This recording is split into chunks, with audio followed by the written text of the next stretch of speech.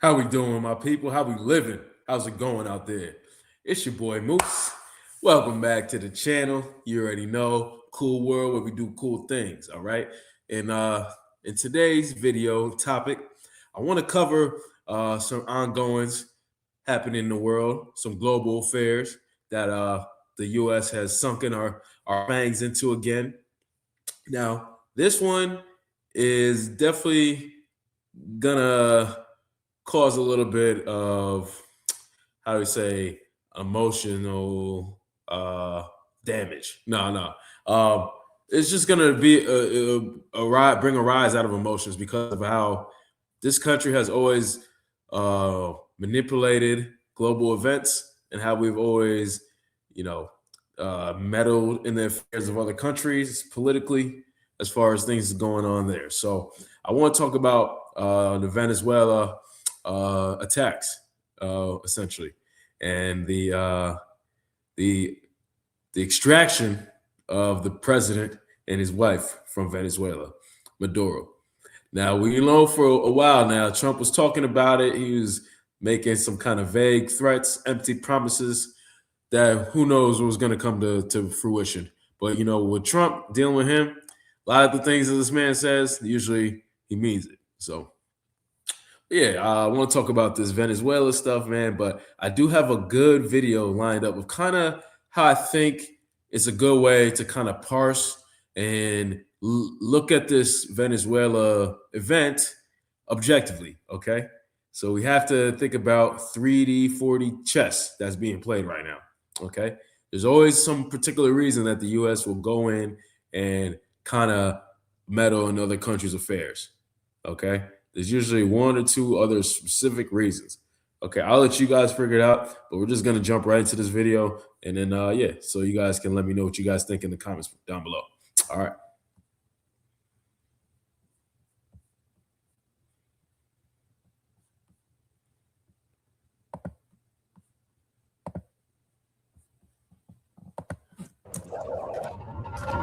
Donald Trump strikes Venezuela to take out a dictator. Where have I seen this before? We're giving them full opportunity to do it the easy way. And when it doesn't work, we'll do it the hard way. If we can do things the easy way, that's fine. And if we have to do it the hard way, that's fine too. Chemical weapons is a threat to the United States. Fentanyl poses a chemical weapons threat to the United States. Al-Qaeda terrorists inside Iraq. Al-Qaeda of our hemisphere. We can get rid of Saddam. It could really begin to transform the region. There's an opportunity to transform the entire region. Bringing freedom and democracy. Democracy and freedom can serve as a Beacon of hope. Shock and awe. But wait a minute. Didn't Trump promise that he wouldn't engage in the regime change of other nations? Yeah, he most certainly did.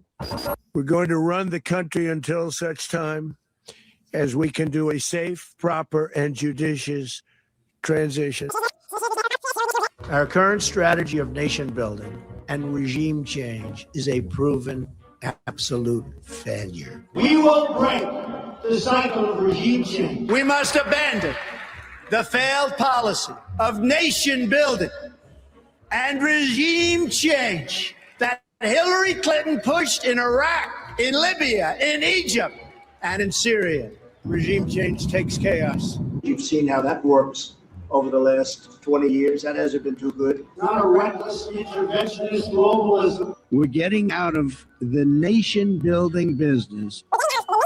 We're going to stay until such time as the proper transition can take place. Are you really that surprised, though? They lied about Pearl Harbor. They lied about WMDs in Iraq. They lied about Gaddafi in Libya. They lied about the Gulf of Tonkin. They lied about the Iran-Contra affair. They lied about chemical weapons in Syria. But sure, this time it's definitely about drugs. So what is this really all about? What's really going on here? Well, I'm going to break it all down for you right now.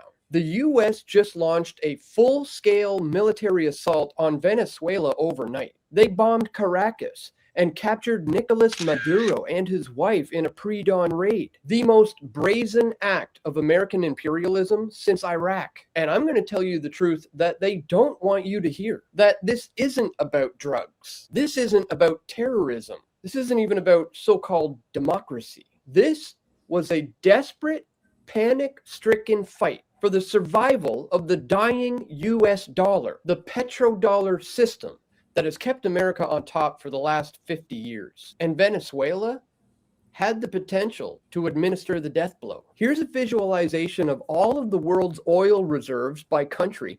And as you can see, Venezuela comes out on top in the #1 position with an estimated 303 billion barrels of oil reserves. That's the largest reserves on earth. They have more than Saudi Arabia, 20% of the world's supply. But Maduro wasn't playing the dollar game anymore. And that's the part that really matters. Venezuela was actively ditching the dollar. Back in 2018, they announced that they had freed themselves from the dollar. They started selling that massive oil stash in Chinese yuan and euros and rubles, anything but US dollars. They were pushing hard to join the BRICS nations, building direct payment channels with China that completely bypassed the SWIFT system. And with all that oil, they could fund this de-dollarization push for decades. That's not just a threat. That's a direct assault on the foundation of American power. So why does any of this matter? Because the entire US financial system is built on one fragile pillar, the petrodollar. In 1974, Henry Kissinger struck a deal with the Saudis. All global oil sales must be priced in US dollars. In return, America would provide military muscle. That agreement created fake demand for dollars everywhere. Every country needed dollars to buy oil. You challenge that, and watch what happens. There's a clear pattern here, my friends. Leaders who dare to mess with it don't last long. Just look at the pattern. Saddam Hussein switched to euros for buying oil, and he gets invaded and killed. Gaddafi pushed a gold dinar, and he gets bombed and brutalized, with Libya in chaos. And now Maduro, with 5 times their oil combined, who was partnering with the de-dollarization axis, China, Russia, and Iran, all challenged the dollar, and the bombs fall. This isn't random, guys. If you challenge the petrodollar, you get regime changed every single time. But here's the deeper crisis that no one is talking about. The petrodollar is already on life support. Russia's been selling oil in rubles and the yuan since the Ukraine mess. Saudi Arabia is openly talking about yuan settlements. Iran's been off the dollar for years. China's CIPS system hooks up over 4,800 banks in 185 countries with no SWIFT needed. The BRICS nations are rolling out payment systems that sideline the dollar completely. If Venezuela joins the BRICS nations with those 303 billion barrels of oil, it'll supercharge the whole thing. That's why this invasion is happening now. Not because of drugs. Venezuela plays a very minor role in the transshipment of cocaine to the United States. It's not about terrorism. There's zero proof that Maduro is running a terror group. And it's not about democracy. The US backs Saudi Arabia with 0 elections. It's all about clinging to that 50-year-old deal that allows America to just print cash while the world toils. And the fallout is already exploding.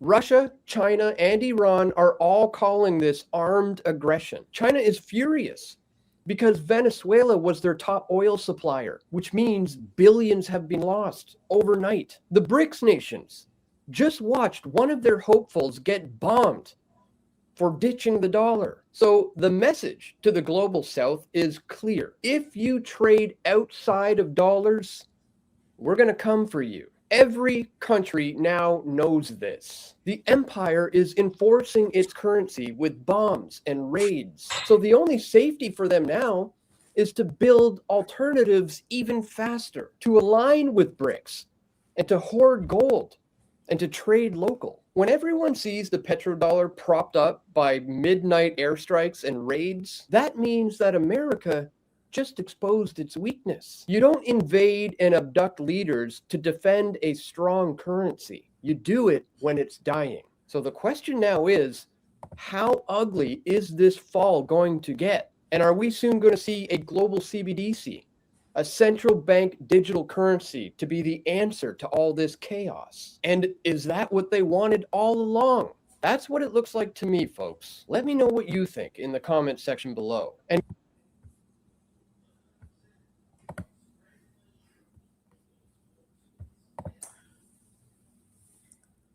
All right, I think I'm just gonna call it there, y'all, because